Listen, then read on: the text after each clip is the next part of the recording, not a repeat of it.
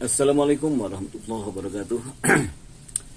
Sobat pojok KUA yang dirahmati Allah, alhamdulillah selesai sudah kegiatan puasa Ramadan kita. Idul Fitri merupakan penutup dari rangkaian kegiatan umat Islam di bulan suci Ramadan. Manifestasi dari proses memuliakan manusia melalui peningkatan ritual dan spiritual dengan Tuhannya, serta membangun kesadaran untuk mampu berempati dalam kehidupan sosial bermasyarakat, berbangsa, dan bernegara. Sobat pojok KUA yang dirahmati Allah, sambutan Gubernur Jawa Barat Kang Deddy Mulyadi di sela kegiatan sholat Idul Fitri begitu menggugah perasaan jemaah di Lapang Gasibu Bandung 1 Syawal 1446 Hijriah, begitu menusuk kalbu dan mengguncang jiwa jemaah yang begitu khusyuk mendengarkan sambutan beliau. Kami yang hari ini sedang mudik lebaran, yang hanya berkesempatan menonton videonya pun dapat merasakan vibe-nya yang sangat positif, menggugah jiwa, mengharukan, dan begitu mencerahkan. Sobat pojok KUA yang dirahmati Allah, siapapun Anda, apakah pejabat, pengusaha, cendekiawan, intelektual, politisi, ataupun masyarakat biasa, agar kebahagiaan yang kami rasakan dapat Anda juga rasakan, saya akan persembahkan video sambutan KDM kepada Anda. Silahkan simak hingga selesai. Dan jangan lupa untuk like, komen, dan share channel ini kepada keluarga, tetangga, dan masyarakat lainnya. Selamat menyimak, semoga bermanfaat. Semoga Allah selalu membimbingmu, dan biarlah angin menuntun langkahmu. Assalamualaikum warahmatullahi wabarakatuh. Alhamdulillah wa syukrulillah wa nikmatillah, la haula wa la quwata illa billah. Allahumma sholli ala sayyidina Muhammad wa ala ali sayyidina Muhammad. Hadirin sidang Idul Fitri yang berbahagia, baik yang ada di halaman Gedung Sate Provinsi Jawa Barat yang disebutnya Gasibu, maupun di seluruh Provinsi Jawa Barat yang terhampar di masjid-masjid, di tajuk-tajuk, di musola-musola, di halaman-halaman kantor alun-alun kabupaten kota, di halaman kantor alun-alun kecamatan, dan di halaman kantor alun-alun desa dan kelurahan di seluruh Provinsi Jawa Barat.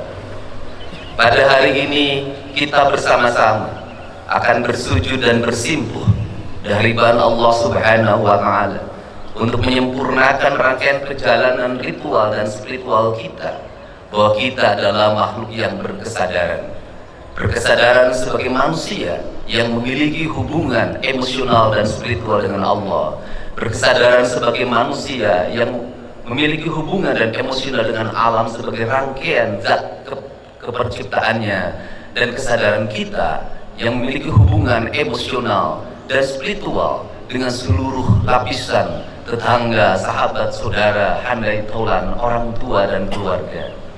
Seluruh kesadaran itu merupakan aspek historikal dan wujud pribadi kita, bahwa manusia sesungguhnya mengalami perjalanan panjang yang tidak pernah berhenti. Dalam kata orang Sunda, baik alam bihari, alam kiwari, dan alam poisu. Alam bihari para kiai menyebutnya alam roh, alam kiwari adalah alam dunia, dan alam poisu adalah alam akhir. Seluruh rangkaian itu merupakan circle yang tidak pernah berhenti. Seluruh circle itu memiliki dua kualifikasi. Yang pertama adalah kebersihan hati, yang kedua adalah keluhuran budi.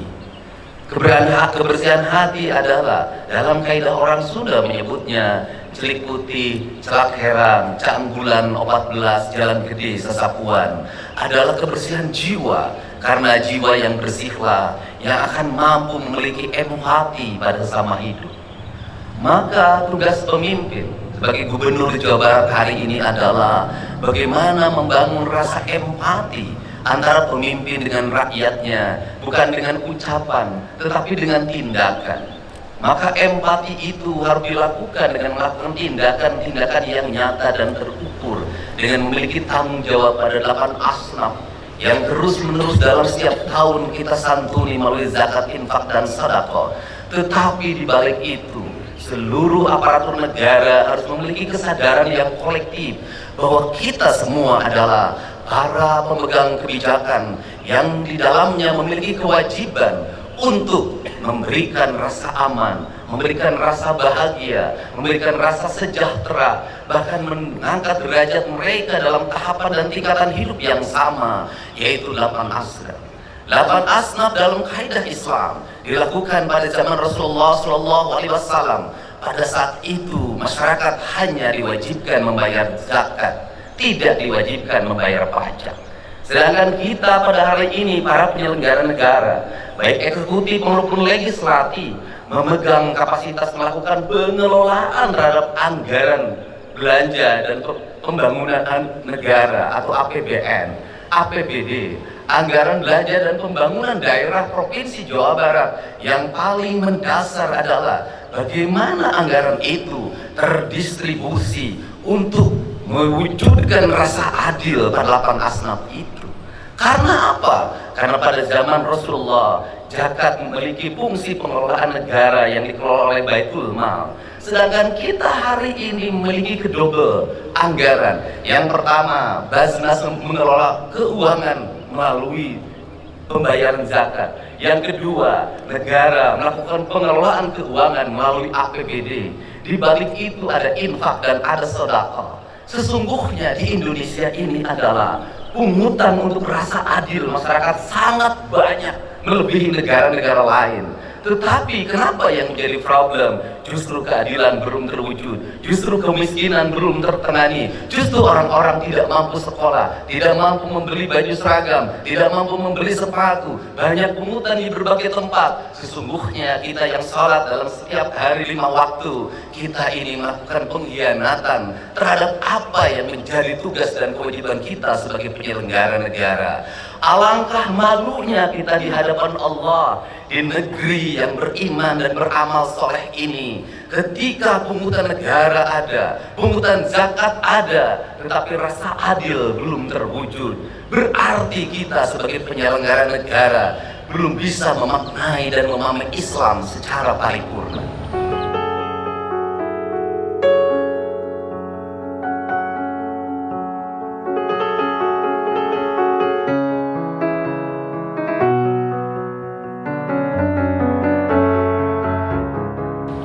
Untuk itu, kami sampaikan bahwa pemerintah Provinsi Jawa Barat menyampaikan permohonan maaf yang sebesar-besarnya.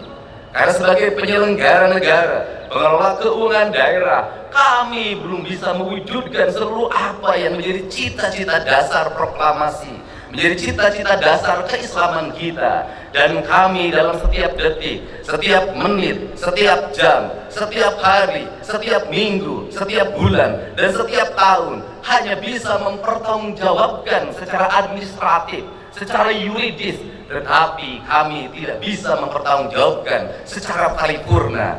Kaidah Islam mengajarkan tidak dibedakan antara dunia dan akhirat. Dunia dan akhirat itu satu kesatuan. Perbaikan dunia akan melahirkan kebaikan di akhirat. Perbuatan paripurna di dunia akan menjadikan paripurna di akhirat. Maka pengelolaan keuangan negara itu adalah pengelolaan keuangan yang dipertanggungjawabkan di akhirat. Bukan hanya berpegang teguh pada prinsip-prinsip yang menjadi kewajiban penyelenggara negara, tetapi di balik itu memiliki hakikat. Sesungguhnya pemangkasan anggaran belanja rutin pegawai diturunkan, kemudian diarahkan 70% belanja untuk kemakmuran rakyat. Itu adalah bagian dalam memahami ajaran Islam secara esensial.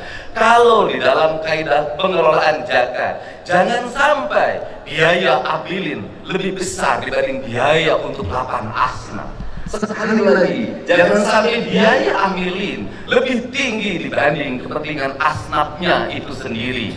Dalam kaidah anggaran, jangan sampai biaya rutin pegawai, tunjangan jabatan, perjalanan dinas, ongkos kantor, belanja ATK jauh lebih besar daripada belanja untuk kepentingan kemakmuran rakyat itu sendiri. Maka perspektif Provinsi Jawa Barat hari ini merubah mindset itu. Tugas pengelolaan anggaran adalah tugas-tugas Islam, tugas-tugas kemuliaan, tugas-tugas kemanusiaan. Maka kegagalan seorang gubernur adalah pasti ada orang yang menjadi pengemis di perempatan jalan, masih ada anak-anak yatim yang tidak sekolah, masih ada orang-orang miskin yang rumahnya roboh, masih ada orang yang kebanjiran tapi tidak tertangani dengan baik, masih ada orang yang bunuh diri karena terikat bank emok, bank keliling, pinjol. Itu adalah kegagalan seorang pemimpin. Untuk itu, pada kesempatan hari ini, saya mengajak pada seluruh penyelenggara negara di Provinsi Jawa Barat, para bupati, wali kota, para kepala desa, kepala kelurahan, mari kita bersama-sama memiliki kesadaran. Keislaman kita bukan dinilai dari umroh kita yang dilaksanakan setiap tahun. Keislaman kita bukan dinilai dari gamis yang kita pakai.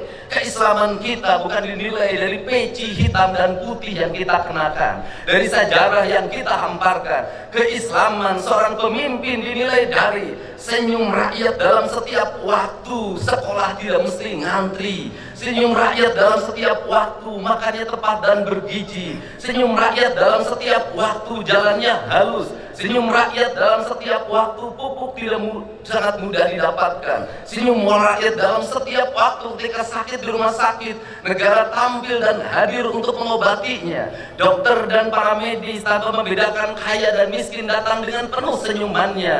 Senyum rakyat dalam setiap waktu, ketika seorang yang melahirkan penuh dengan kenyamanan, bayi yang terlahir dilayani oleh para medis dengan senyuman. Maka adalah kehinaan bagi seorang pemimpin apabila di Jawa Barat masih ada orang yang meninggal, mayatnya tak bisa pulang, ditahan di rumah sakit karena belum bisa bayar atau BPJS yang nunggak. Bayinya ditahan di rumah sakit karena belum bisa bayar atau BPJS nunggak. Anak-anak tidak bisa sekolah, orang-orang miskin makan hanya dengan garam, rumah roboh atau bocor, sedangkan negara abai dalam fasilitas yang digunakan hanya untuk kepentingan pribadi, keluarga dan golongannya.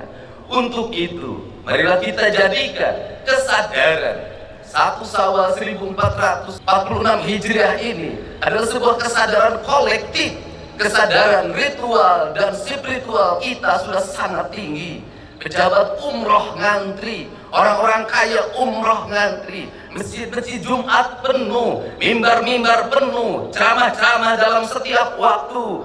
Itu baik, tetapi lebih baik secara substansial adalah dana-dana yang kita miliki digunakan untuk menangani orang-orang fakir, orang-orang miskin, kaum mustadaifin, kaum du'afa, orang-orang fafa, orang-orang yang merintih dalam setiap waktu meminta pertolongan tapi abai orang untuk menolongnya. Kesadaran itulah yang diperlukan oleh negeri hari ini. Maka jihad kita para pemimpin hari ini adalah jihad menahan hawa nafsu kita untuk menyerap anggaran untuk kepentingan kita. Kemudian kita mengorbankan diri kita, emosi kita, keinginan kita untuk membelanjakannya untuk kepentingan masyarakat yang lebih luas, agar kita kembali pada kesadaran Undang-Undang Dasar 1945, agar kita kembali pada kesadaran keislaman kita. Maka terakhir, apa di sebelah kanan kita ada bangunan yang dibangun dengan angka 60 juta golden dengan tingkatan 6 ke atas dalam bentuk tusuk sate, dilakukan oleh pemerintah kolonial Belanda, oleh VOC yang hidupnya hanya dari perkebunan teh, perkebunan karet, perkebunan kina.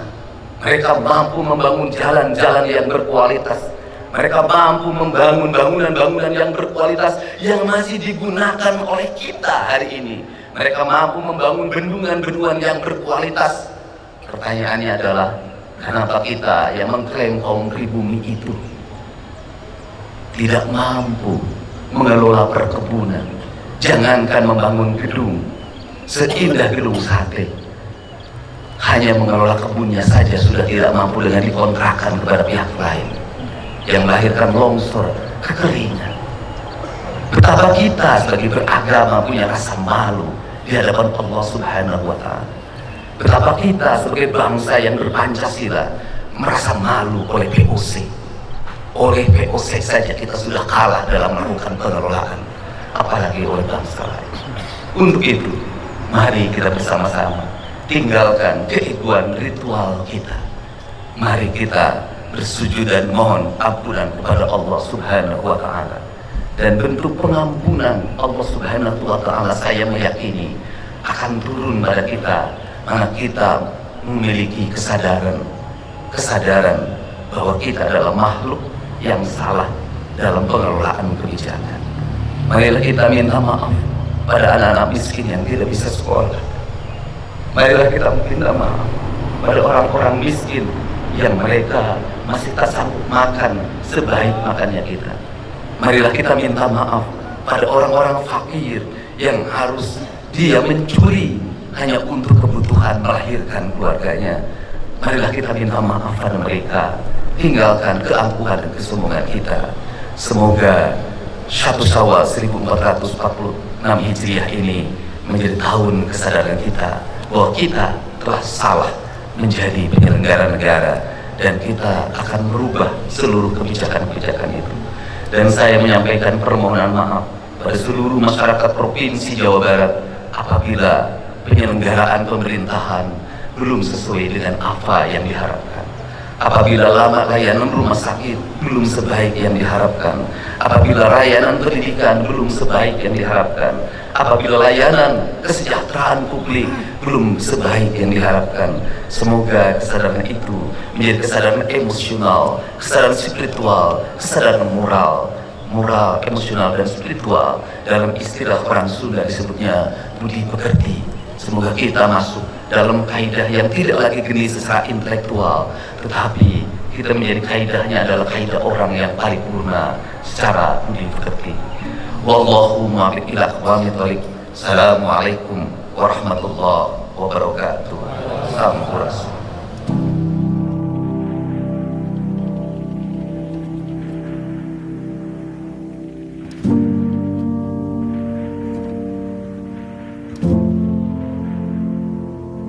Sobat Pojok Doa yang dirahmati Allah, demikian jangan lupa untuk like, komen, dan share sebanyak-banyaknya.